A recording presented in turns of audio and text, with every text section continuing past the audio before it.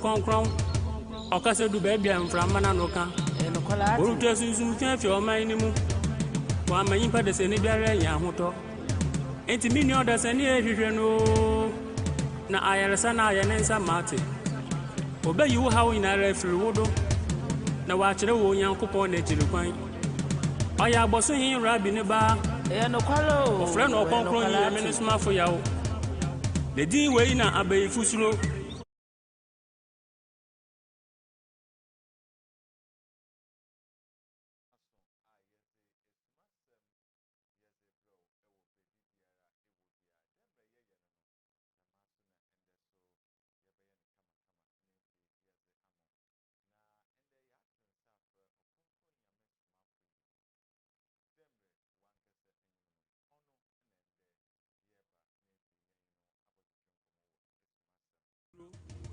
the din we na obonsam suro enti me friend na edro bi anka dem no kwalo ewiye mrei mu mazaye o my god na nkwaje botano the one bank and crofo ayo pra adawa ye enti na me bo abodin okusukuku Nyankopon ayaresa wowo ya ne nse mununkum bie kwan sunsum konkron na sinaman Ponton from no masumre boyo wonweni odomankuma no yo jaframe miya wana mame na obi no nso ntina me frewo Nyame okasa preku na trapal da pem na odupon waji bebia abufu ni yenti kan bro abraboye ne sika na bawrade yampo moye bibia no so kan pampe kwalati na oyetum na obotantim osoro na asasi ni wura no oye ahin muhin wosafata ewura mu ewrade bia no nse yansan fitase Ɔkrɔnkrɔnyi Nyame ne Somafo Yawoh ojefo konkron enna sifata wo Ɔkrɔnkrɔnyi Nyame Somafo Yawoh sewamba Ghana nanka yebeden enna sifata wo enyi fatawati Ɔkrɔnkrɔnyi Nyame Somafo Yawoh eza yo bia no nso sewamba nanka yebeden akwa ne de betutu ho enna sifata wo Ɔkrɔnkrɔnyi Nyame Somafo Yawoh esa fatati sewamba ejadi wo yire enna sifata wo Ɔkrɔnkrɔnyi Nyame Somafo Yawoh no kwalo tewamba Ghana nanka yebeden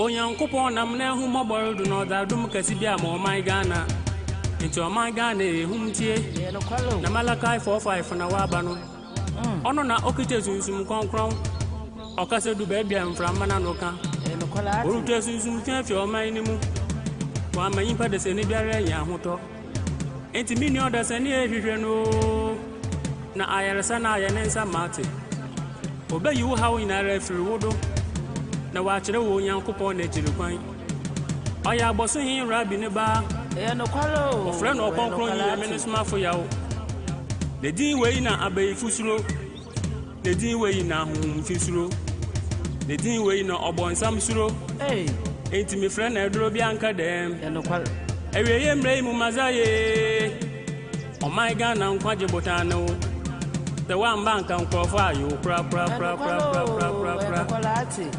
adawa ye ntina me bo abodin okusukuku Nyankopon ayaresa wowo ya ne nse mununkum bie kwan sunsum konkron na sinaman Ponton from no masumre boyo wonweni odomankuma no yo jaframe miya wana mame na obi no nso ntina me frewo Nyame okasa preku na trapal da pem na odupon waji bebia abufu ni yenti kan bro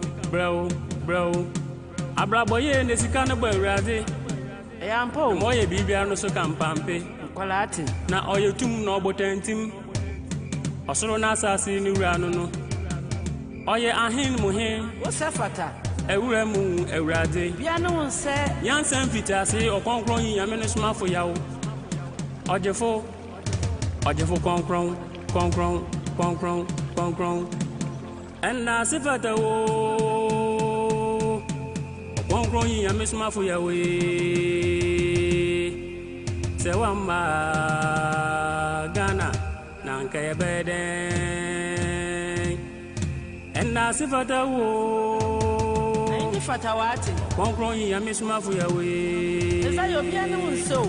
Sewamba nanka yebeden. Akwa ne de betoto ho.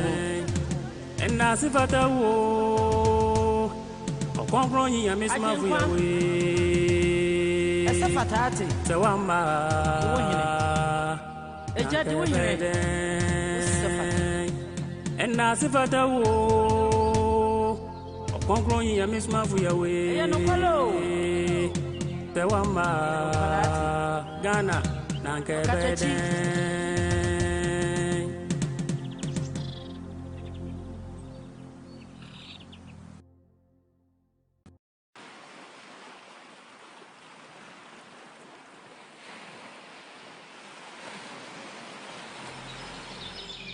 Onyankopɔn nam na ehu mɔbɔre do na ɔdadom kɛse bi a mɔman.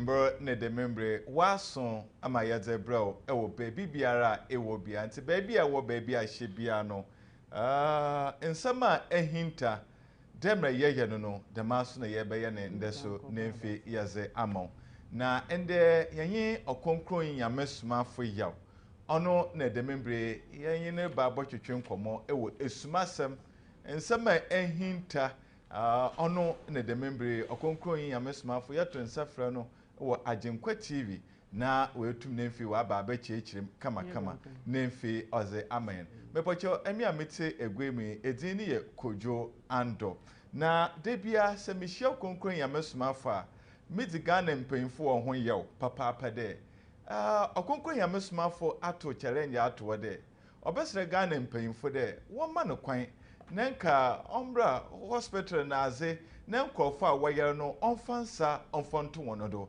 Mika say, Ghana yi penyin bi aman kwan. Na fi papa ntumi si oye hen ebia ntebete korubu na ade gi na ade Ɔkrɔnkrɔnyi Nyame Somafo ya man kwan. Ono na mizi Ghana mpanyimfo won ho yew papa. Nanso ende mebi sende na so dem yew no oye ne yewa. Na de membre sentra ende dwumezi orbado anepei ono ide Ɔkrɔnkrɔnyi Nyame Somafo orba oye dompem. No nye takwa ono ni sasunti ena de membre yazi dwumezi yaze bro ende anepei nse yebesraw de fachen osande Ɔkrɔnkrɔnyi Nyame Somafo reba no otwa de waso busuanyi no nya ahomka na adan edzene ba nse achara by 7 de na Ɔkrɔnkrɔnyi Nyame Somafo Yawoh owo oye dompem nemfi ayalfo na adini na ozenensa etum nemfi ozato wono do kama ye maami bi o se na Kojo moje etum dama Ɔkrɔnkrɔnyi Nyame Somafo Yawoh wa mamedu wa mamehwe ozenensa tomedo na ana de membre moje na etumi 9 month no besinde ni na oko nende ye ba bohwe aza omamanyipa owu ana so de aza okunyipa na sunsum yarpa na ze ono nende ye bebedzi nkomo papa na Ɔkrɔnkrɔnyi Nyame Somafo wa no wo bohe no tieni o ende mebrem Ɔkrɔnkrɔnyi Nyame Somafo Yawoh ende Ɔkrɔnkrɔnyi mpacho ya na daachem osande mentas de awankasa na mo bohe na mo wie so a mo aso mo man obonsam kwan de onfa yarba mbre hen oye badinta enta me first brema me de brema Ɔkrɔnkrɔnyi Nyame Somafo amazing kan ma asre de onfa nchama ansana because ni ntumi nye enta na me amazing kan ma asre de abadinti na wo makwan nefi obonsam ote yarba bre mi kese ebi na maami o se 9 months moje eguni dama abadinta na so Ɔkrɔnkrɔnyi Nyame Somafo awo Elijah mwankasa na mobo hen it's a why there mo bo here no mo ehu de obonsam obeye hen na mo afa bibi anto de obonsam ba ne nsa ne nka hen bo nice boy owo nyipa mpa na we twa hwe abadinta eta me mom de papa mpocho masre mom me bremu papa papa de ehwadze raja fo manya adze kura amfa me okonkwa mpocho asumdie o amen mpocho bibi aboko amen adom mpocho masre o nti ya na za achem yo anga bas mpocho bibi aboko de okay aja mpocho bibi aboko Nyame na adom bibi aboko okay matsime dasem adafo baby a wo bia no esumasem ne de membre ya zebra wo baby bia wo bia na medin kan mama bas wa ye ni tewde mi wi amabọ konkon ya mesumafo na emom anomon sentra enda ne pay ya bana ye wi a edwumazini yakọ konkon ya mesumafo yo dembre yetia adafo a worhwe agenkwa tv no ahwefa worhwe ni na so dembre na konkon ya mesumafo wa ka kire no oso otumfu yankopon wasman aboman Ghana dembre rizie we ye na so ya yedi yo ne bidamara na so ono ne hye a yankopon zaman no do odi edwuma sende se ye hye za record o man Ghana mu asomdwe nhyada nyo man mu papa asomdwe papa ze bi nyo man mu se ye hye yaredom ahocher kwadanda osun a record o man mu na asa yame asom obi abada maruba no bebe ide ma ho ye frunda nkoda o ma ye temrika na ye koneke di nachi nti dem bri dem ro konkon yame sma fa wa aba na so ndi we bu ni ntabanum na osora na pa bi se de asabosin rabi wana na ne pe odene horoba na me ye fi no do nti ono wa ye krado do wa ba ni ntebe ma o twen na mo aka de yan kasa ye beko nti dem bri no dwumezi dem ro ti no ozirtu kwan oroko ya ko mbia bebre ya ko techima ya ko suane ya ko goso ya ko kumase takraze oye ni takraze mbia bebre dem bri braso de oko ye takwa dompem nti ame adoma nde obede dwumezi no kekre bi a kyerɛn na mom wana wo takwa na ne mpatam wodi kosi huni valley prisia bogoso na ne mpatam wo inaze sawara yera menfa nhyedem okonkron ya mesoma afro se de obi yera on pede otapo na mom wara yera pede otapo ne de ande dembre odua focus na nkasa wa ba a ofa na okonkron ya mesoma afro orema obiri biara orema onchen orema onso orema obi biara jeko awbra reba fagizira yame yakro na jitum da yame na wasuman na wara hweda wo ha wo ya aze bai basan za akofie bi ma ono na za dembre okonkron ya mesoma afro aba ori ya mo man free oye cheho free a yimpa na rema mo so oye ayro de yesurumpo de yebokọ ne nchen bra no ya kaka ya ba obekere wako anabibidam bra o de mohia de baba fagizine bra da se be sho konkon ya mesoma afro ho ya rinsa ne fonko na onu kuto so ne dembre o man Ghana ma on fedrum fa man yipa biara o yer abrabo na ase a orma obribi da je na faka biara na mo wode ne saboto do nsa na yankopon zema na o je osomafo na obegina yankopon na rebegina da mensa no do na o za ye biara mo o se na yankopon onu ntin ne nsa wo mununkomi mu anfo nrum mboto do asase do je do fa na asomafo no do mo bedi dam dwuma na nda se kase nkotum fi yankopon da ma asomafo no mo kasakor na dem bre yen wo man Ghana adem do akọ apro danka so yemi anka matene fi na maka che yimpa na wanka se won fo ho no bra wato se da bi obi wo mpo ontum na onantum ba nti nanka so utana mo nako nti mpo ye jesam kasa sa yimpa biara ta wada mama won waje na da yankopon ase da dem bre konkon ya mesoma fo obopo e wa abro o sende se te da konkon ya mesoma fo reba umpetema odo declare ndo a holiday we declare ndo a holiday the whole community another area na oba no a holiday na nanum de yim achame foto ado the rubo foto ado na kan yam so yeto ado na ko bi akwa ka hya mesoma fo o sende tetefo na oba na binum ya lucky wo ye bidam ebinum so enya ya de yankopon na adum na ye be hye bia o de ye tutu amerika na ka hya mesoma fo na o de yen ko bo hya asase okay mate medase akonkon ya mesoma fo mpochu anya mwanga sana mu bwenyi pa all the cameraman clear asami elaja fo wo bwenyi pa elaja fo bwenyi pa hwo anwe mo bwenyi pa hwo obi a mo bu ne bi onye obi obetse masan okay beja atum the boss nyame nso nyame a mo hu am bu de abofun bi o de ho wo lo ye sase pochemasi Sodom Gomorrah yakopon na obo ho pochen no we can come on Quran chapter 7 verse number 59 long ago We sent forth Noah to his people. He said, serve Allah, my people. For you have no God but him.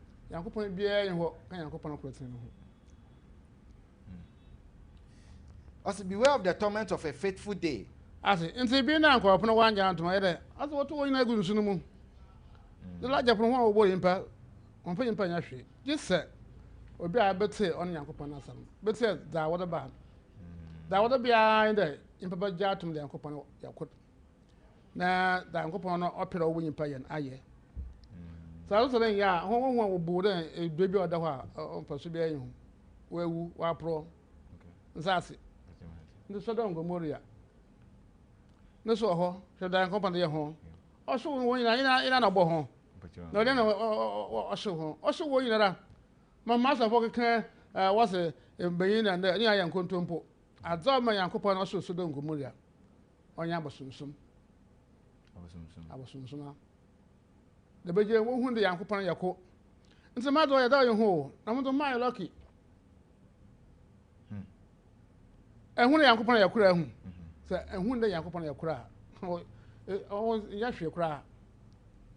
A yin Yankopon shoes so don't go Muria. Shabra will catch a lot. We did it on Quibby. Now, some was ordained action or the action soon. Or woman or down action. And run out why am my lord today? More from mentioning. I don't know you go. Sassy. Was that lot in the yin, or you corner them, or you shut them. Lord, I'm no commission. Now, a quarter bay, a quarter sodom, or one or no, you know, one bar. And so on the more bay, you know, who a lot when you more sodom crew. Talking about social being poor, no bay way station, I can say, wagon. And I offer about kind of way you don't could be. Kind of way the young could be. And then you say, no, there were more question, no rope, no question. Overcome. That's it.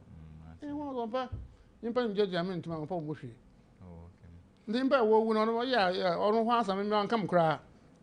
Gather her, spark. So what's one just run to me, oh, you know, was young couple on Yanasa.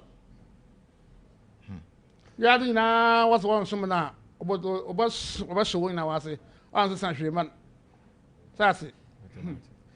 And the other one, yeah, Elijah from Walking. Into Conquer Somafo akyerem de wa na wo bohen but yan mo de wo muye tieni o what's wa na wo bohen wa akyerem mpocho awo ehimfa bohen awo bohen ehimfa aba match so ye bokodo ye bokodo nsem yado mate jumedina amada aban onye Nyame na asamko tumu mana aban onye Nyame na asamko scientists wo do wom na doctors wo do wom na previous some wom nsase and they boko doctors once the yimpa no mu onye kwana ko ye doctor for wap ayersa na opere yakwa asam kakra yo eko bible no baka achore yankopon se da homa yambo yimpa da yeso so na asopo nkontompo podo wasa yesu no ye suskonkon yankopon ye dem be kankan Genesis chapter 1 verse number 26 na yankopon say there one man yen yipa wo hene sodo na maka say won to me nkyira ase da ju plan bon to me nkyira ase won to me nkyira so na atwe ne ho asama ba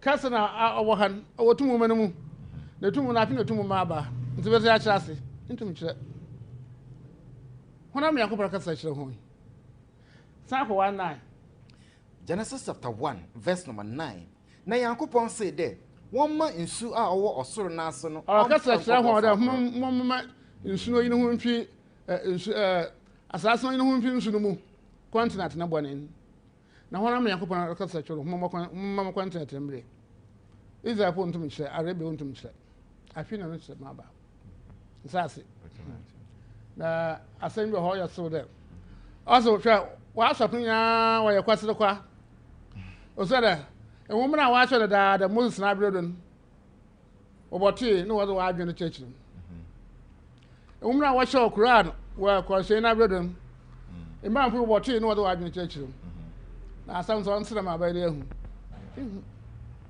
And the import to them, so no, it could nature quite him, and the by the aqua, what's the quite nothing. That's all the quite him, man. On a don't you want him, no quite, no way to walk. I don't know, Tama, Tinity, or part of what's the quite, shall you know? This are not so more Tama, I don't know you be. Or be you mean, or crying now, what do you look upon a channel, or so be you the whole way you're gonna be. Imam Po, a suppo, or be you. That's also the nature quite remember by the aqua. Sense in him, Yanko Barnabas, yes, Baka, Yamaka, yes, Bashar among coming to her. The ANC, not the memory, Yadina, Barbara won't to mention Chassis, Grad won't to mention Chassis. The instruments of Barbara, instruments of Cranasi, by the in Panaqua, him and my yes. The Gospel of Barnabas, page 18. Jesus answered, there are written in the prophets many parables. Wherefore, thou oughtest not to attend to the letter, but to the sense. O send and some now, as Somafo ba overcome. Or the pure or ya be Bukasa. Sabi Bukasa, or no, we better enjoy the business one there. What shall I say? But I couldn't put you while watching us some have more obey na in your crumposy. The Isaiah, another Ezekiel, another every question put out on us some to question for 21 years and watch on us. That's a young shame be a 100%. For all the prophets, that are 144,000, whom God have sent into the world, have spoken. And once more overcome, yesterday, soon woman, so I could assume woman or being in a quad. But after me shall come the splendor of all the prophets and the holy ones. Mention, as Mapia will pay in Obaba. And shall shed light upon the darkness. Now, the kind of the best in Summon our more mother than the Summon or the kind of the best. That is 1 year and a quarter obey him. Because he is the messenger. So only young coupon, I am the Somafo. That's it. Echo Bible so a sign can where Genesis 16:12. This is yes to stand kind of master nation more. As I know, I am a Somafo. On not to Casa, the baby, one not to Casa. Hey, what baby, question, I mean, swim pack from Pombas, I say, do. Opening young coupon. My mother sitting I am contempo. John chapter 16, verse number 12 to 13. Mo ansam pi ka kire ho na homre ntum nje no sese na se ono no kwarsonsum ne nya ba obeja homokwan akọ no kwari na mu so kana obeja homokwan akọ no kwari na no kire sam na amasen promote na bi no homate bi nya no kwa bi nya dam not na onkasa na nkasa no ho akasa na bribiara obetse na obeka so ndo dara beka chem bia me yankopon wa aka na beka kire ho na za orebaso obekire ho na ha na asem o so za orebaso but not you don't mean much cry. So the other bus about man, not a Macassan, don't mean only much cry. And so by a master for procry. Sassy, being as I time. As a Mr. Christian, what was of we were this year, as I went to Miano.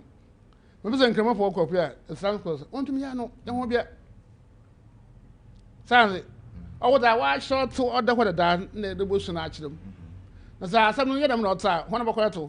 What I was actually put on the and the very quotation and then pass off from Wambra or you come for them. As some question or you can them, or you can them, or you can that's them not see. We want to from quiet minimum.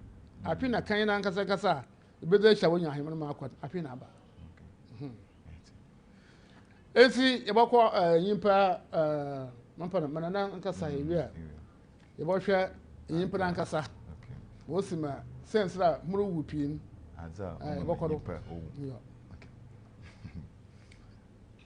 Okay. Ɔkrɔnkrɔnyi Nyame Somafo Yawoh. Ɔkrɔnkrɔnyi Nyame Somafo Yawoh, as he began with the teaching, you, the host, you ask Senior Man Abbas to tell why today this program at this time. So he explained that Ɔkrɔnkrɔnyi is paying a visit to a town called Dompim and then the Takwa. So as he normally do, he visited Ashanti region, Kumasi. He has traveled to Brongahafo, Techima, Brekum, and then Gosu. And this time he is visiting Takwa and then Dompim. And so all those who are in the surrounding communities and they are sick and they want solution to their problem should come and meet with him there. And that is why today Ɔkrɔnkrɔnyi Nyame Somafo Yawoh is live on the television station, letting you know that he's coming to your doorstep, and so whatever problem you have, you should come. Abbas also mentioned that God in himself cannot stretch his hands through the sky to come and then lay it on humanity to heal them from their sicknesses. And therefore, he has sent his holy messenger unto us to come and then heal us from all our sickness. And therefore, wherever you are hearing of us, meet with him at Takwa and Dompim, respectively, and then you will have solution to your problem. Then the host also asked him that he has issues of why humanity are going through these problems, and that the Elijahs are those who created mankind. And why is it that they allow the devil to trouble our lives with diseases and sicknesses and ailments? Ɔkrɔnkrɔnyi should answer that for him. He said he is blaming the trouble humanity are going through on him because they created men and they allowed the devil to trouble our lives. Ɔkrɔnkrɔnyi Nyame Somafo said he would like to clear this, and that with them, the Elijahs, he said the messengers or the group of heavenly entity called the Elijahs, they don't have regards for any earthly man. Even though they are part of the creation, they don't have regards for men.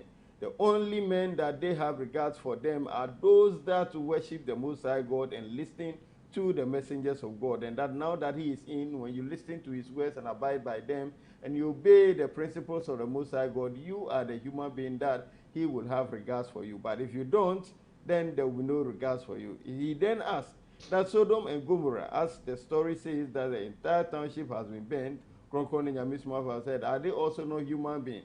But yet the reason to which that town was burned, Ɔkrɔnkrɔnyi Nyame Somafo said, it is not what we have been hearing. Rather, is the issue of idol worship, and that is why the entire township has been burned. Said the story also narrates that the wife of Lot turned back, and that is the reason she turns into the stone of salt stone. Ɔkrɔnkrɔnyi Nyame Somafo said that is also not it. And that as the angel went to Lot and revealed to him, the wife was not there, but he was told that the wife would not leave the city. And this is because the wife also hailed from the city. Lot went into the city to marry her, and therefore the Ɔkrɔnkrɔnyi Nyame Somafo said the angels told Lot that your wife will not get out of the city, and that is why the wife has also faced such calamity on the way.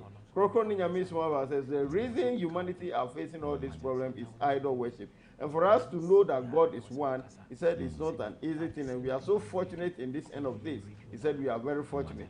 That the problem that comes with idol worship, we don't have idea about it. But the fact that we have to believe in God and that he has been sent, he said that is the reason he mentioned that we are very fortunate. Ɔkrɔnkrɔnyi Nyame Somafo continued and said that he will give us more teachings about human life and what entails in humanity. But yet the scripture mentioned, as he has said, the Yeshua whom we call Jesus Christ, when he came, he said this, that all the messengers of God who have come onto the earth have spoken darkly, and that the messages they reveal to humanity, there are darkness in them. And that a messenger of God will come who will come to reveal all these messages to humanity. He said the fortunate aspect of us in this end of days is that the knowledge of God that is descended unto us, which is the book of power, this book of power is coming to explain a lot of things that we do not understand. Ɔkrɔnkrɔnyi Nyame Somafo continued and said to us that yes, the Quran that has been written long ago, he said there are a lot of things that the preachers or the imams who are reading the Quran do not understand. They give wrong interpretation of the knowledge they are acquiring from the book. The same way the Bible has been written long ago, the Jewish book which we call the Bible is written long ago. And so all the pastors who are reading and giving advice on them now are also not getting proper understanding of them. And therefore all the knowledge they give to us, they are knowledge which will not send us anywhere. So he then gave the proverb that empty vessels, how can they lead us into a proper destination? Because we should listen to their name. He said the name is empty vessel. Therefore, where are they taking us to? They themselves do not know nothing. That is the pastors who are reading the Jewish book explaining to us, the imams who are reading the Quran explaining to us. They themselves do not get better understanding of the book, and therefore, where are they taking us to? Ɔkrɔnkrɔnyi Nyame Somafo said the book of power is seen to explain all this. And as the book of Barnabas read to us mentioned, he is a true messenger of God who will come to explain all this. He said, Yeshua who called Jesus Christ continue in the book that was read to us in the Bible, that he mentioned that he who is to come, he never speaks things of his own. And that he is coming to reveal more to us, and the things which are yet to come, he is going to reveal to us. So Ɔkrɔnkrɔnyi Nyame Somafo said that as Yeshua who called Jesus Christ said that the things that are yet to come he will reveal to us, it means that there are part of the knowledge that is not revealed to humanity yet. But when he comes, he will come to reveal all this knowledge to us. The Ɔkrɔnkrɔnyi Nyame Somafo mentioned that yes, today he is coming to give us the knowledge which is not only about God's knowledge that is to be revealed to the world, but the knowledge of the people of the earth, the scientists, the doctors, and today he's coming to tell us more about human health so that we get to understand that. Yo, into Ajenkwa TV, esumasem na the member Ɔkrɔnkrɔnyi Nyame Somafo ogudu nemfi ozere mahiano na yeba bohwe aza omama nyipa owu. Aza omama nyipa owu. Ono na the member Ɔkrɔnkrɔnyi Nyame Somafo olba nemfi wa be chechirem kama nemfi oze ama enti mamon ko Ɔkrɔnkrɔnyi Nyame Somafo na minke bi sende papa amema edin kama ana mo boy enti ba de pote enti na the member bo ho apen nyama amma yimpa won na kasa wo yimpa no mu ya no ho okay sa enya rush sa onku saase between eya mo ho a onku mo wo yimpa no mu ono oku yimpa na ano na ncha wo da doctors oku mi yepa ara ho so ma wo mi da me bi doctors yaraba oku yimpa otumi ye no mu adwuma kodo 30%. Doctors to me 30%. And so you put up with them. Sassy. I would be 17 per. And chat, a woman from Kakra. I had a equal impenum. There were never a new impenum impenacuma. Akuma. Nebirabo, Nahrawa, Nikki Naya, Walker, and then put where the man coming. The man to me now for imper. The man to me now for imper. Oh, you papa. Apie boja, okuyimper, insu, away impem, okuyimper. I want to away impem, okuyimper. I'm away impem, okuyimper. Hey, and yo. And say, Imper will be now when you home, I did be up. 2 months back. Mama bro prankasa was the one why German. Much the home. I just papa da. Number chira ho obotum we dey chira we ko ho asam na American. Abrama wo na obokopom kura we ase. Ya kan ho nam do yesunsun na mama sunsun. Ya kan ho nam do ankasa. Aye de boja me yaban then be enya 9. Now the whole world machine scanning, or 2 go to 7, 6. No 7, 8, 9, or who? No 7, 8, 9 is no queen. But what were we asking? What do you have 70%? Oh, you must Nina. What were we asking now? What do you have up 70%? Or by impenetrable, son, I don't know. Or who she, impenetrable. I don't know how, but you know how. And so I don't want to me on your machine beer. So I could 7, 8, 9. When you're not pure, or walk from cry. Naja much no. I did a wobble one son. And Jim Johnson, a book on the bar. Much older you want than one of them. Why are so woman at night? But you, I didn't unchain me. I say, one way a machine. Wobble, I'll bet you on the machine, one and them. No, and what ya, one who know, son and impana was and Boja yell be in the moon. Do one moon. In the Boja of church, your mouth, or your riskless, sir. So you were in Pennywear. Why, Doctor BBA who won't, and what kind of BBA in the moon? No, that will be. No moment, the mean point to be, what can you do? Hey, I mean, man, I wouldn't be out. I don't know why, but I want to know, but you don't find out yet. No more than me, or Boja me about number 7 in the moon. Everybody not one, not on BBA, but not our hospital building with that. Go can I show you no more? No watching what more. I ain't 7 in the be working iron. And the Demoja Yakaji Jimpo on yet. And the how conquer your mess. That's it. Boja away in from your 7 bottles. So so could do 1.5 ewu. Nsusu da mara, nsab da mara. Nso so could do them time nso bowu. Oyimpa na hodin ogina 120 do. Sa hodin si could 30 pia. Wo wura yimpa so ye na oda hɔ nsempo ntum ye da. Nsempo ntum mado. Nti was wa atopom. Dai mi na hodin do 30. Owuro 20 pia do kwa ayin.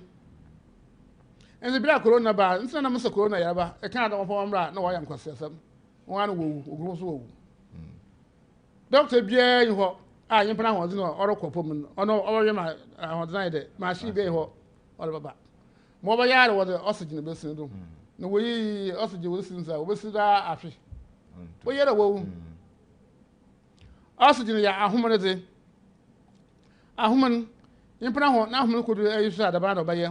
Tetu zu kwala manu baye eti adom ma huma no san hono wonyim teriye papa adom ma nyimpa na huma no san adom ro kuin bo wiase kra krosune mbere wowu a wo huna huma no yere okwa na okọ wotwa na wewu mo ba yare wo do osigine besindo but adom ma se ahuma no san wonyi ho wonyim nse tie ye na se bia na okeji ogina afi wo yifin do na ko kakra as I or twe ahomno kofom so the one twe da e be yin ho osigye be ho ba yin ho adwuma o da wo yi wo ye wo anu bo nti nyimpa on ama metena esesi a memoje owo mumu oye bottom koko 7 ye dem oh me de hu de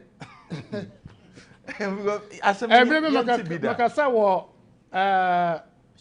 Ocean TV Doctor be from India say India special daughter or prayer command there asam kan na kwa na mu me cha kire yimpe mo na ma ozo ho wan fo wonduru ho asam amakan wonduru ho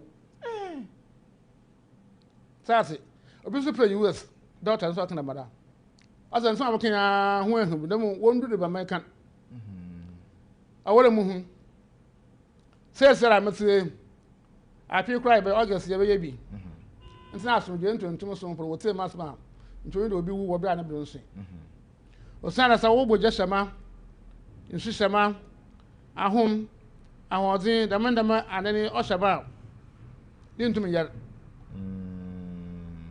nema wo yimpam ye wo osho no kunyimpa so osho no sa wantu na wodzo ntonu kakra be ka opia na da ho wo so shama ntontom bo hu na obaka wo nya hwe na gana ho na so shaba wow ne yawo enchin so wo yimpam enchin na wo yimpam no no ma yimpa de bia wo ho sa enchin de kopuma ene wo honam no rusu na wo do was one diabetes enchin nen ano so enchin so de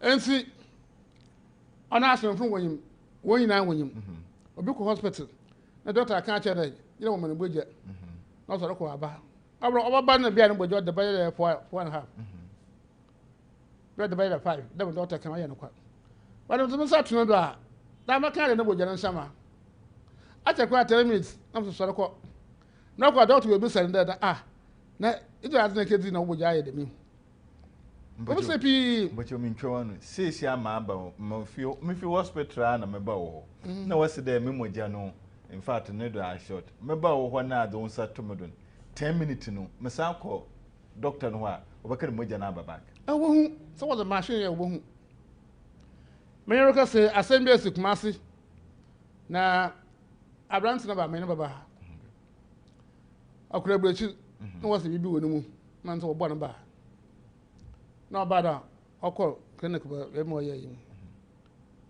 na yin pa ba mo ho enta ba na osan akwa na mu doctor tumi kada na wo no we hu no da aso enta mo sa tunu ye mo so onko na ko doctor sa adna efu okra na hin na okore ma adna efu e enta doctor an kasa onye ne ba otom o hwe ko okore ma asmo si adna wo bo ni fie brechi o woni mu na wo bo ni fie brechi no ya ko pon se meyi yara ma hwe mu that's it nzo fi mu asembia yin ho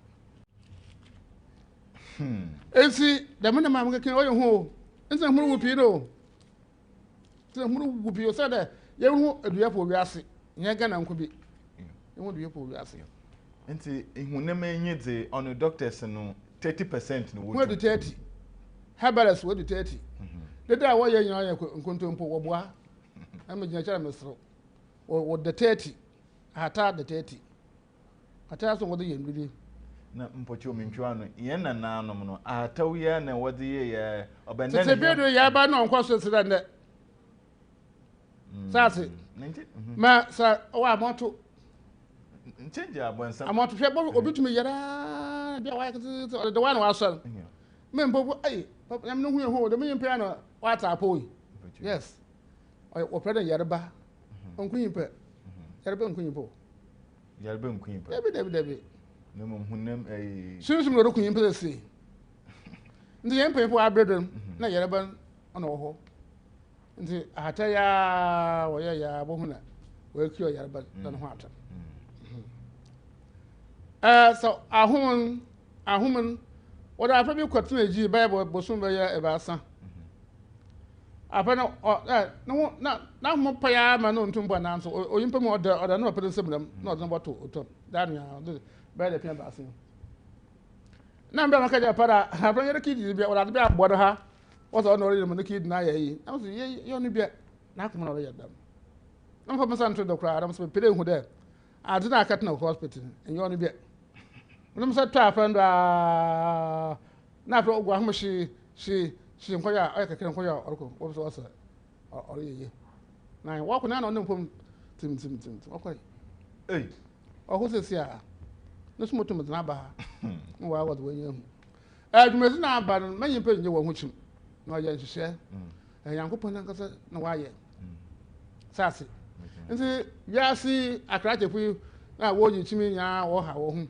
na asọpụ so do echi wan ka wo ha mi bibia ha hono wo ha wo hu achi edin ka achi mi da awo hia mo mfa ye hu o sende ase humma ye moye pada ye so ayi Elijah fo no ho boy ne won se ye papa wi na okura dum wi na oba budum na won tumi nchira asen o ye Elijah fo wo ye nine abosu yakopon rabi ne no nkotin na ho na dako no se tu pa akon won tuma anka so mo mbra ndo opini mo bai o ye nine na ho na o ye bibia o ye sase ezi Elijah fo no wo bo Adam mama ye mpro ya Adam na so Elijah fo no wo bo Adam no to wo no wo ye ni bibia to wo ensi boko 7 verse 2 verse 7 mo baka na ya chiro 2:7 Genesis 2:7 Genesis chapter 2 na homo no zi onketo wonso ono ho wonya ho wo da wo bo yimpa an wusi onfu ya hu ana pere makama asema hwe obi ho oyimpa si konkura so wo ye wo de botu do na ye wo efu na wo oyimpa nti yi wo osu nsu mu na wo aso konkura no mu nti ofu ntwa de bia bofu ofu ma asusu wo kapa pefi wo pe nye ti hwibio Yawoh ahwefo mpocho wonte yo sesia oda ihe musa yeti apapa no oda ye be no konkon ya masuma da bia pa ho apapa fi wo wa pefi wo apapa fi wo inside nti nye bio nti yema de mi bi obi anu sini dai wasi ye nye bio nti ndura ye to ye ama no baza adam no sa told na say susu pi waza ono de ka de benye na apapa fi wo kra da bi wa maya mo bio de ti hu so wa ye hen na ha okonkon yam so ti hu so wa ye hen yo ye ba den kofi afi de wo ei a wo yin pana yoruba mpocho yo arobe ye wie ne sisi ho na sentin ani e ya da ba opie ba kuma ha itwa won so ye ri nya arobe bio na mo sha we de bia itwa baba but itwa here na papa na wo sha wala abasen ko ni nya arobe bio na you da so do da bra mti da wo msa da wo na you da so do da bra mti da wo msa da wo msa da do on ye adwuma wa na bowu the membri baby a wasu wo bia no bomozi afa normal no na afra Ɔkrɔnkrɔnyi Nyame Somafo after program no abaje wodo sesia no wa mama ya atase na de we ye enyim de nankasa na obohen enta apart from ahom ne de ono de ono nyi kwan won na mum ye nyipedua bibia wo mi bia no agye nankasa ɔkade ɔnyɛ den ɔnsa wo yar nemum sa konkon Nyame Somafo ɔkade ɔbɛyɛ dza ɔno de mpocho nto na ɔbɛdam a ekosoro ke yibi ba sha na de eyɛ ne den okay bade de awurabe ya eside na eka che ne papa de na akomai ansa bojina ɔta so bojina nkasa ɔta no ho ɔta ho zire bude nfa wɔkɔ ɔta ho zire bɛhwe densu nfa ndam saase ntemo command da bojina on shama ɔwɔ ntama ba ofi wɔ baba nyina djuma saase tik edwanu kana ɔwɔ ba mana na ngani am soro na de yɔkɔ kɛkɛ bi chi yɔ ba nti hwa mu no wɔdeba ansa na ɔbaba no hwana mu no ekɔ Elijah from what ba Elijah from Elijah for gusuru one into mkan ho no obi musu de onama oda wehu Elijah from Adam asa ho wala da asase no menka mama wodi boje sabi se mama wodi boje na ba ngo ho nti wankasa ya hin makasa odo woti wankasa ya hin na tiwe iti ya hin oh ya do so into mkan edoso into mkan odo yo Okay, Ɔkrɔnkrɔnyi Nyame Somafo ya continue with the teaching. Then he explained to us that yes, the human system, as he has said, he said diseases and the ailment that is killing us the more. Said many of them are the ailment and the diseases that lies within our system and not outside the body. Ɔkrɔnkrɔnyi Nyame Somafo said you may get rashes on your skin, but yet that will not kill you. But if it happens within the system, that is what is killing us. And they said there are a lot of things that if diseases or ailment attack in our system, no matter what, you will die. Ɔkrɔnkrɔnyi Nyame Somafo said. He then mentioned to us that the doctors that we have today, and their findings, the things they are diagnosing with human health, Ɔkrɔnkrɔnyi Nyame Somafo said, it is just a small portion of what is killing us in nowadays. He said the diseases they are healing, they can only heal up to 30% of the diseases and the ailment troubling the lives of men. The same thing applies to our herbal doctors. They can also struggle and do whatever. They can only heal up to 30%. Moreover, the one that is killing us is more than what they are doing. If they are able to even diagnose and are able to curtail about 70%, death rate would have reduced. Ɔkrɔnkrɔnyi Nyame Somafo. He said that is the reason we are dying the more. He then explained that there are 5 key things in the human system that if a disease or ailment attacks, there is no way the human will survive. And he mentioned them to be the heart, the lungs, the kidney, the other 2 that he has mentioned in the Akan language. That with all these 5, if diseases and ailment attack them, there is no way you are going to survive. And that is what the ailment also attack, and the doctors could not diagnose the problems that lies there. And that is killing many of us who are dying. Ɔkrɔnkrɔnyi Nyame Somafo will continue and mention that the human system contains a lot. He mentioned some of them as the blood that is in the human system, the water that is in the human system, the breath that is in the human system, the strength in the human system. He mentioned that all these are part of the human system, and yet the devil or the evil powers, they attack this one. So he said the breath, the strength, and then the blood component of the human system. He said all these that are in the human system, when they reduce it, then humanity will not survive on earth. He said that with the breath issue, when your breath is reducing, that is where they said they should place an oxygen on you. Ɔkrɔnkrɔnyi Nyame Somafo said with all this, if that is fixed and yet the breath keep going down, so when it gets to 30, then you are almost getting to die. So when it reduces to about 20, then there is no way you will survive it. You should know that you are dying. Again, Ɔkrɔnkrɔnyi Nyame Somafo, the strength that also holds humanity, it also gets to reduce. And when this is reducing, Ɔkrɔnkrɔnyi Nyame Somafo, it goes down to about 30, and you realize that the human being is lying down sick and cannot even raise his own hand. He can't lift it up. Ɔkrɔnkrɔnyi Nyame Somafo, it means the strength have reduced. And yet the doctors who are diagnosing all these things, they are not having a mechanism to get to know that the strength is going down, so there is nothing to refill the strength. Ɔkrɔnkrɔnyi Nyame Somafo said, all of this is what is killing us. Then when that reduces to 20, there is no way the human will come back again. He said that these are the things that him, as a messenger of God who comes from the heavenly entities called the Elijahs, they are in to do. He explained to us that the blood ailment that is killing humanity, he said they are in 9 different kinds.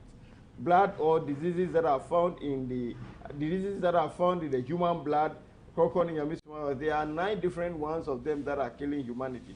But yet the doctors can see, or they are able to diagnose up to the 6th one. So the 7th, the 8th, and the 9th ones are those that are killing us, and they are those that the doctors are not able to diagnose. And therefore, if that attacks any human being, it is killing us. These are killing about 70% of the death rate we have in our nation or in the world. That is the reason he's telling us that it will get to a time when the doctors, he said not only the Ghanaian doctors, but the world doctors, when they come, he will explain to them and tell them what they are to do in terms of machinery they are to use, in terms of equipment they are to use, and they'll get to realize that yes, what he's telling them is helping them to be able to solve the health problem with the humanity on earth. So when that time comes, in the book of power that he is revealing to humanity, he will state all these ones, and the doctors, when they go by them, they will realize that yes, truly what he has given to them is really helping in the health system or healing the people when they are sick on earth. Somafo further explained to us and said that, so as he's saying, we who claim to be intelligent, knowledgeable, educated, and then the pastors, we should stop the nagging and the bragging and then all the things we say. And that for him, it is not his issue. He is giving us the true knowledge of God. If we decide to argue, if we decide to mumble and we are not coming, we are going to die. For him, he's in to heal us, to save us from the troubles we're going through. But if we refuse, we are going through the problem and not him. Somafo said that when he lay hand on you, it is all these that are refilled. And when he refilled them in your system, you realize that you are back on your feet again. He gave a scenario that a young man traveled outside Ghana, and when he got to the destination of where he is going, he was diagnosed with some blood conditions of where they have sent him back into the nation. And when he came back, he went to a hospital. The doctor said that yes, it is true. There are some infections in his blood, but yet they have reduced. But upon coming to meet with Ɔkrɔnkrɔnyi Somafo, and he laid hand on him, when he went back, the doctor then diagnosed him again and said that no, all the things that he has noticed in his blood are all gone. And where has he been? And for that reason, the doctor and the young man are planning to come and meet with him. The doctor would like to know what really he has done, that the young man has this purification in his blood. Ɔkrɔnkrɔnyi said that is what he's doing. He said recently they brought a young girl who was admitted in a hospital, and that they said she is having a kidney failure. They implanted so many things on her. But upon the parents bringing her to him, he told them that no, the thing is not what the doctors are saying. It is not the kidney that is the problem, but rather it is her heart.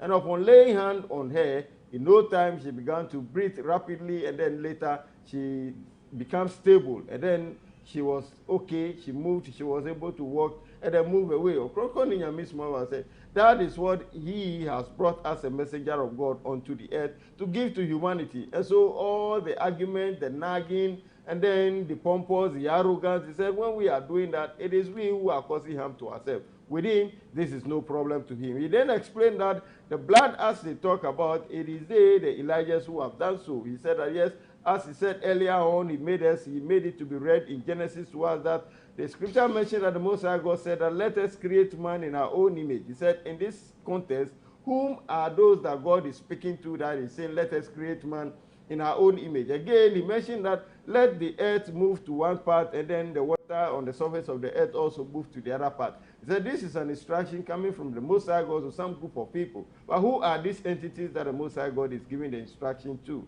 Ɔkrɔnkrɔnyi said, it is this that humanity lacks the knowledge. So he explained in this current submission that yes, it is they, the Elijahs, who are present and they are making all these things with the Most High God. So they are running the errands for the Most High God, and they led in creation of humanity. And so Ɔkrɔnkrɔnyi said, if we look at our head, the skull itself, he said the skull is there, and then the skin that has been laid on the skull is like a pot that they have scooped within of it.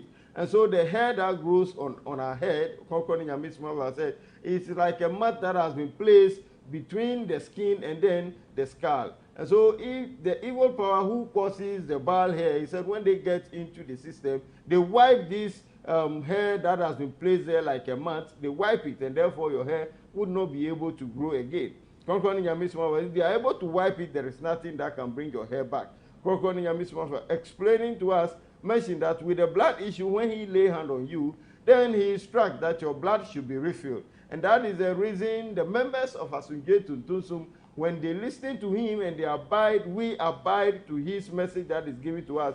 There is no way we are going to die when our time we are to spend on earth have not elapsed. Have not reached your time to die. You will never die if only we listen to him and abide by the principle he's given to us. He said when he lay hand on us, we have our blood to be refilled, the strength to be refilled, the breath to be refilled, and then the temperature in the human system refilled. He said, all this refilled. He said, with the temperature, it do not do much to humanity. But if your temperature in your system is okay, he said, you realize that you will always live healthily, but not any small piece of time that you are feeling feverish. Said that it means that your temperature has a problem. And then that is the reason we are always afraid of mosquitoes. That if your temperature is fixed, when mosquitoes have problem with you or they bite you, there is no way you are going to be afraid because your temperature is okay, this feverish will not happen to you. So when he lay hand on us, he commanded that the blood should be refilled. And then the Elijahs, a number of them uncountable who are in the heavens, they then come to refill the blood. He said the blood is in the pond up there. Just like he described on the earth here, Ghana, he said like we have our lakes around. That is how the blood has been placed there. So when he said that your blood should be refilled, these Elijahs are distracted, and then they fetch this blood, they come to refill it in your system. So Nyame said that is what happened. Then the host then asked him that as he is speaking, he mentioned that he is part of the Elijahs, and there are many. So within him, how many are they on earth here? Nyame said they are uncountable. With the kind of Elijahs who have descended onto the earth now, they are uncountable. He can't mention the number to us. So he's explaining to us, he said that with the blood diseases and the blood sicknesses that trouble humanity, they are in 9 different kinds. The doctors are able to diagnose up to the 6th. The 7th, the 8th, and the 9th one, the doctors are not able to diagnose, and they are those that are killing humanity. And so when he meets with us, whatever problem that we are going through, he lay hand on us and we are healed. He said it is the Elijahs who are part of the creation. He talked about our nails. He said these nails that we have on our fingers, they put it there. And when you keep cutting it on the surface or at the edge, it will keep growing. But the length of it goes up to the first mark in the finger when you are looking from the top. And so if you cut your finger from there, you realize that your nails will not grow again. And that is the power of the heavenly entity and what they have made on men. And so he said if you cut it from the surface or the edge, it will keep growing. But you cut the entire finger up to the first line in your finger, your nail will not grow again. And that is about the hair. When they wipe it, your hair will not grow again. He said they are those who are with God when creation continued. Enti esumasem ne de membre Ɔkrɔnkrɔnyi Somafo ogudo na oze mahia ensema Ɔkrɔnkrɔnyi Somafo lekan de bia makoda ne fi makede apadent na Ghana mpanyimfo wondwen yen ho kurai osana ensema paperi kan se amina meye panyin wo man Ghana man ka okasa awie na ma friend e jabraha wonsam na alekeka ye pede esa Ghana fo yareba anas de dem machine na aleka no ye pede ye kwan ban na ye bafado nemfi ye baye nemfi Ghana fo won ho atohon enti mesre Ghana mpemfo de won bomozia emfra Ɔkrɔnkrɔnyi Somafo na ensema ozabai ontum nemfi onchechire minchiro nemfi enyipamba ye den ye bre papa na ensema wa kan na no ebisi wotechiman enti mepede ye kɔ nemfi ye kɔhwe producer hwe nemfi bo video no kakra bi mam nemfi members Ɔkrɔnkrɔnyi Somafo ewo ensamo sanse rabbi na asoma no rabbi yakase Erade hu ya wanwa wiase mu no manya wo na aboye epoda wo na aboye emunua wo na aboye yemedwu hu amenti ase sanse mi amija ho oba grace ablabo mu nsama fam ache ni mani da so nyina asa menua ba na metuma ni anto obiala nim na bra me kwa me kotodwanim na me sufre rabbi no rabbi tie me sufre o siesie me enema ye odihye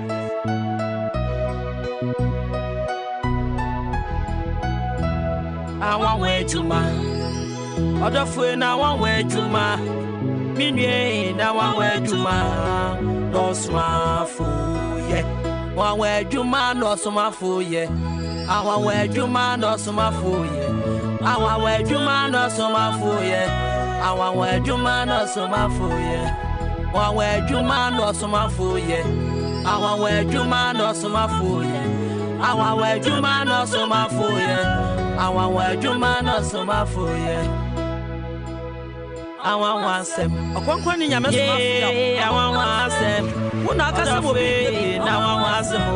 Ye wo pɛ na wo ye. Bibia no de beto to ho ma ye de bia la da. Na senka wa. Awan wasem. Na senka o. Odofwe na awan wasem. Ɔkrɔnkrɔnyi Nyame Somafo ya o. Wona Rabi afa so se bagie efi o haw mu. Awan wa ejuma. Bagie efi nim guasie mu. Odofwe na awan wa. Esa se wuni ma. Minwe ya de dia ka hu bi. Ya da wase ejapa obie no ono sada Nyame enhia rasta obua me abla Rabi kana koma wo ya me kese esan se Rabi amfa ne so a ka manyina pepe so ati sei Rabi nyo kese Awurade hu ya wanwa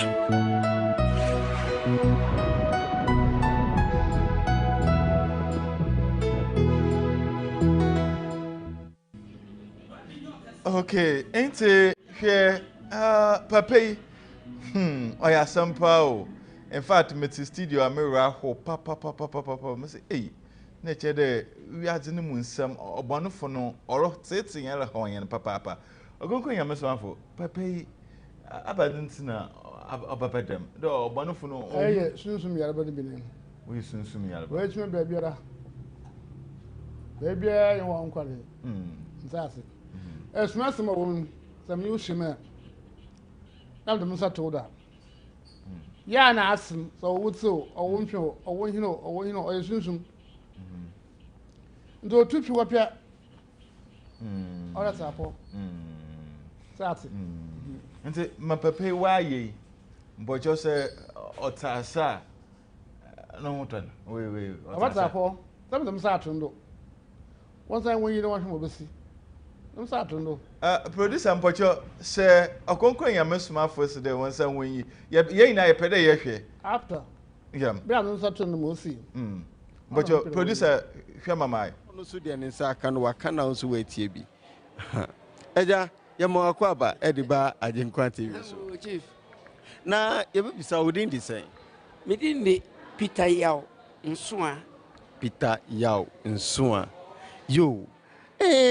Ne di kan be ka se nkrofo ho a mu ye dede ye kan ki omo freaking tampo abai adantina omu ye dede sa Me na we me kan ho asema ana mani e be ye ba ka mu kura na me su wo mo na eso me na we enso ye metima sa awuri akọ enso ma aye wo mu nyina agwanwa no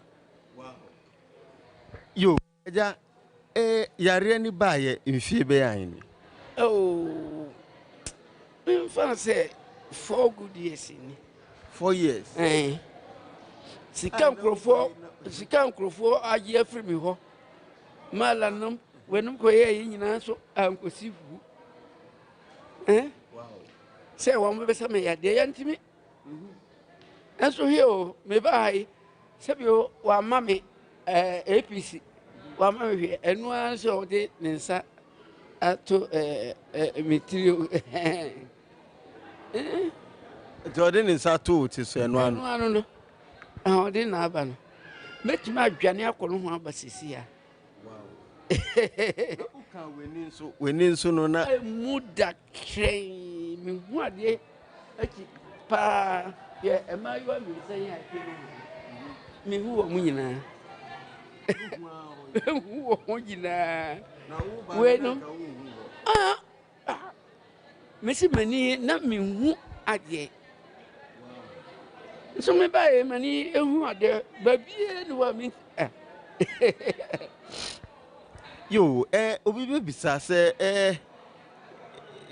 umma haye no na unkwa asori oh na me ko eziye na yare ni bae no obi be ka se sanka ye kwa asori dia se ufra onyame ananka obejew enti na wa mompa aye ni nyina bre me ko asori a me di we pumaye na me ko ba se me ko me fa puma bi enti aye me nwa ye ka se tumi na waba wo nipa ti bie mu a okohia na ye frɛ no Ɔkrɔnkrɔnyi Nyame Somafo ya no ye ka se Nyame na asoma na den na wo ka fa me ka se Nyame na asoma no ampa Ɔkrɔnkrɔnyi Nyame woni se me sukura me din di Yawoh anti Nyankopɔn ayi ye din Yawada enu kwa ne ye ade a why start din ya wo he ofiri Yawada Kofi Kwame Kwasi Kojo Kwabena Koku so ye Yawada fo Nyankopɔn hira ye so pa yo opanyi obi tifie de ye no na chen wudie na so oti a eye ne sese ne asofo ye bia na abai eden na wo ka kire no meka se sa asofo he de mi hia bi da oye sononko oye Nyame ni papa aka kire se oyare ana se eyi a on try se ba bi o me ba ye se mahu binum firi se bi okuma se ni eyi abo ye ba me se su amisu ma me akwa otimachi na o complex estera na me se o ma me soni mu kura nko enso me ba ye amafo na so mu enso se a bibia ni ho a madawro oh aba meti mi ma do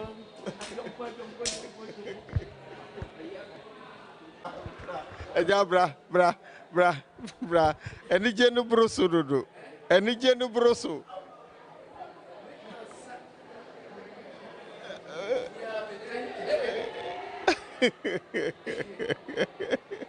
wow sesi ano ya mawa kwenya ka kire wiase hwemfoni nim na ka kire wiase de wa behu yi ka kire wiase hey mi Peter ya nsoa a mi free kentampo okay ente enyi jesam pao enyi jesam de papa no agogo ya meso aso mpochi wo wonsa mo ahin na detun wonsa mo ahin na ayako wonsa ya eyo ni ya doko ente wonsa bi ya na de san ya mam no watin bi ba ya juma ente papa na e ba de na education mu papa ente ada odire mu mo ntum na mo tu ifi no mu nani de beza to ro adno tukọ ra ho ato na yin ente papa de na sabi we wu kura o so ibo de oh no maboche waso forward in bra waso forward in bra because ensano amimet otia ma hwe waso brabo hwe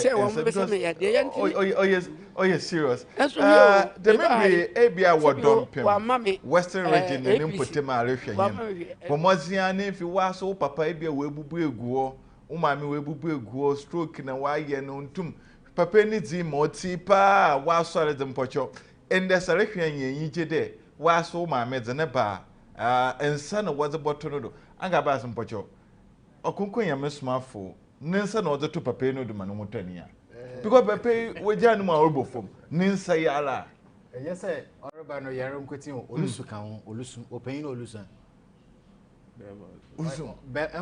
what's it Bema nsu but we the Bema iri ka ma olusu osu papa panti bo ha do de nsa akwana no yinsu na ayendam no anti ninsa na oyen olusu osu nkoti yes what's it me ho na wode no be me ye cancel nto osu ka ho nti na what's Bema nsu but we the Bema osu no you hwe onye yi o no e cancel ni wie na de no koda ho okokra wode no mu se hwe tv na wode no mu afa na afa yeah because yimpa kunu ntum so no mu am de no mu yeduru so nti yimpa kro sha na kro sha na wode no ko mazayo bra ofi obe na obetena ase me hu ya da eja wa so ye na yin waje ma angabas Messi mu hu de dompem obeye so nkokra mama metimenye hu ni ndeize kokko yam sasa papa sa hu hu pa o eye but ma yeze oye serious menye mi de nko asofu wodi nduru bi na wodi mo wa yelengelengi bi na but weze no there. Kokoi. Na nkopɔ ne tum ne. Nyame tum. Antum wo ye kyerɛ mu nyinaa yɛ nkontompo. Aha. Wo ye soja ekuyisap. Na hu wo nti na hu da shi. Ni bia yin ase. Abotum aye. Yankopɔ ne tum kum. Yo, that mpachiwo abadintina we pepe oba ya seconds no ho atwen. But obi so net no be 2 weeks answer no one abandon. Obi o ha. Papa adokro pe na ode no mo. Bi ho na nyem ode dina mu. Say it na advance you don't go hospital. Okay. Straight now. As much some nti mbebe gina chira ho ode wan hwe keke. Obi o sunsun ode no mu. It is said that Bukora still don't go to hospital. Since I would have a young kakra. Tuning Kakanka. Remember Banana, not a impanaya. Now, I know one of those mother wouldn't be. It is a woo. No, supposed to be nowhere. What can it? Oh, damn, put you. I mean to me. We have a book out of the court. Nine yen. I tell him, or slap what are this snapping nature? You don't make it. And the one sat to know that I known to me to be. Aha.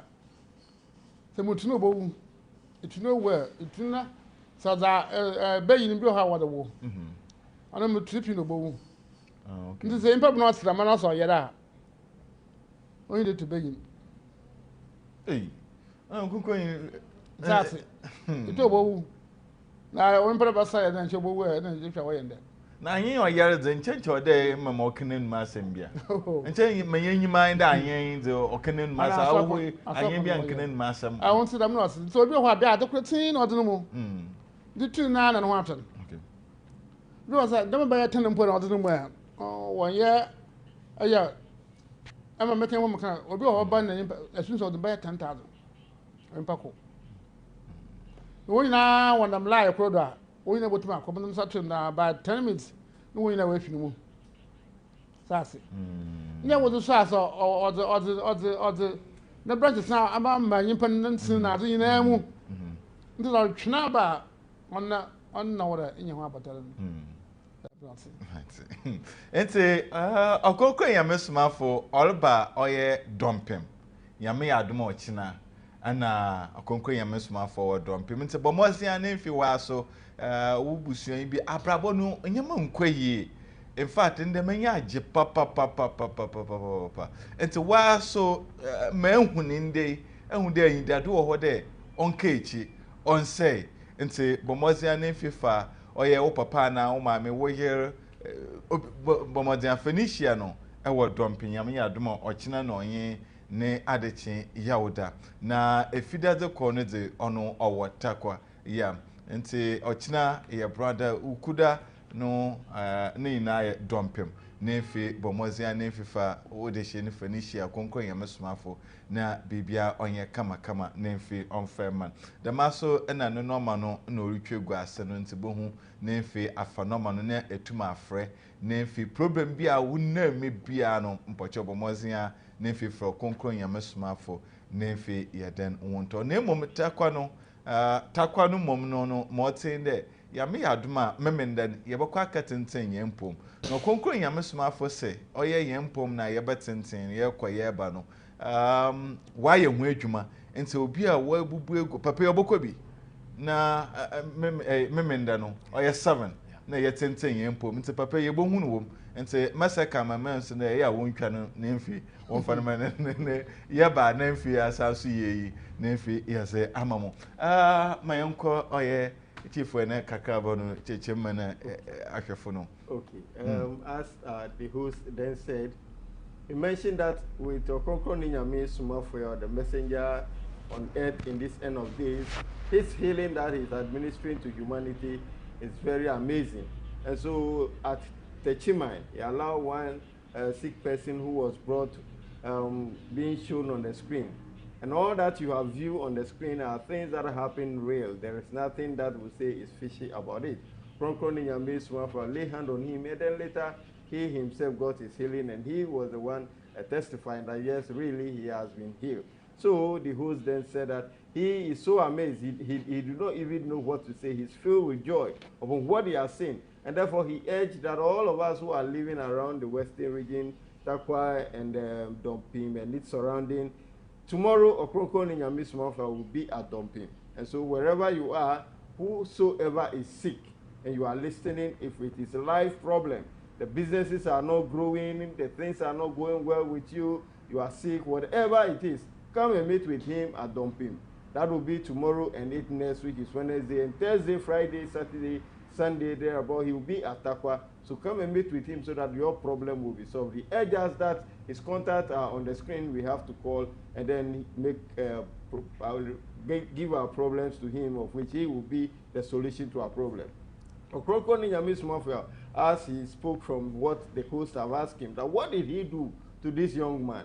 What at all did he place in this old man? He said that what is troubling the man are evil spirits, and it is this evil spirit that are troubling his life. So as he lay hand on him, the evil spirit moves out, or they were cast out, and that is where he gained his healing. And that is what happened to some sick people that are brought to him.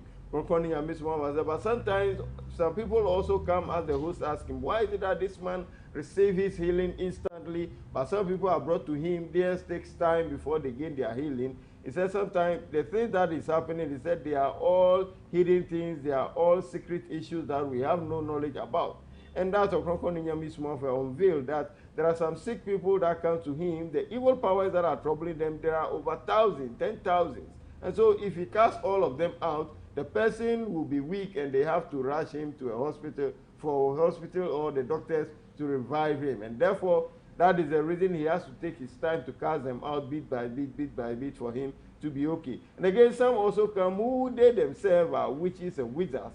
They themselves are causing the problem to themselves. And if the person is born with witchcraft and the person is sick and have come to him, he cannot cast the witchcraft at a go because the person is born with it. And so if he casts it, the person might have died. And for that reason, he has to take his time and then amputate that power that is in the person so that if he calm the power or render the power powerless, then the person gradually will gain the healing, and not to cast it out before. If you cast it out, the person will die. And that is the reason we say that some people come to him, it takes time before they gain their healing. Others who also come instantly receive their healing. He said if there are evil powers that are dwelling in you, are not so many, he just lay hand on you, and when they cast out, then you gain your healing. And that is what we have experienced from the video we have just watched. The host then urges that Ɔkrɔnkrɔnyi Nyame Somafo will be at Dompim tomorrow and tomorrow next. Then the following day, which is the Friday and Saturday, he will be at Takwa. So let us come with all our problems,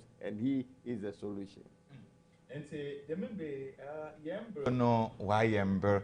Na yebe me yemodo ewo esumasem dwumezi a yede blo da na den na nti yebokọ Ɔkrɔnkrɔnyi Nyame Somafo na bibi kakra owo ozema Takwa na onye Dompemfo no yem papa zamen ansa na ya me yemodo yo that's it that makan ayimpa de umu bi pere ketemusum da yimpa bibia okusew wa umu biara oketemusum sase ende yana mesmasa o yara anya azaka sibira na ma ohoni se ihuma na musumo hu ejem zem yankopɔ na osama na ma yo ho afiwo anya ne da wo ha na bada wodo honestly no oye problem no anya ne da yankopɔ na osama wo ha na bada wodo so ya bro ma asemo so apomudin o abada wodo abadin na eho dem yankopɔ ka ozo muhum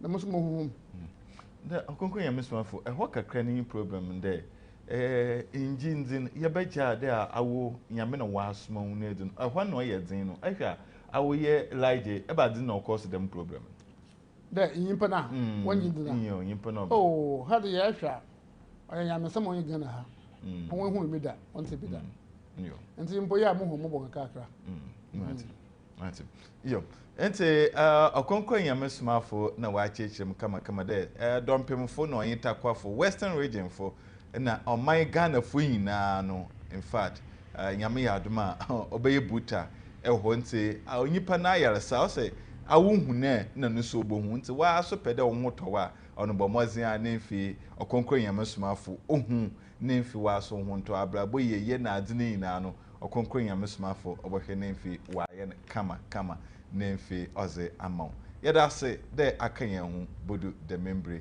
mami nchie control room ni me camera women's funi na so menda wana se kama no obi bibiala ɔhwe heni bia general manager oye ya dia kada brother ko enti general mani mbocho waso yɛda se papa obi bibia koda na mfefe nda agenkwa osande aha na obaje wonkwa ewo baby bia ewo bia kojando makram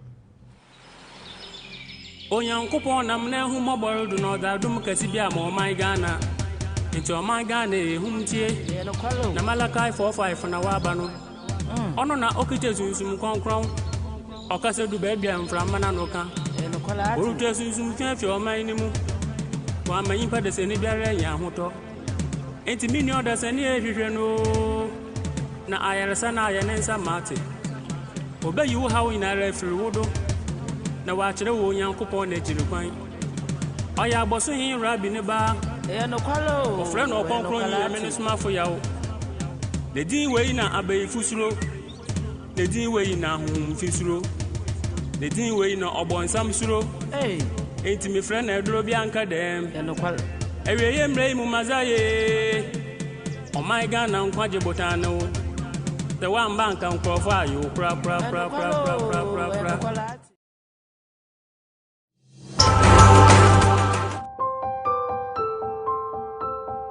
na bosu Yakopon ora pe mo wo yimpa ayini o de kan e bo hunu da ono Yakopon oyakroti Yakopon no abosu na asase no oyakroti ono na bosu Yakopon na wo pe no Rabi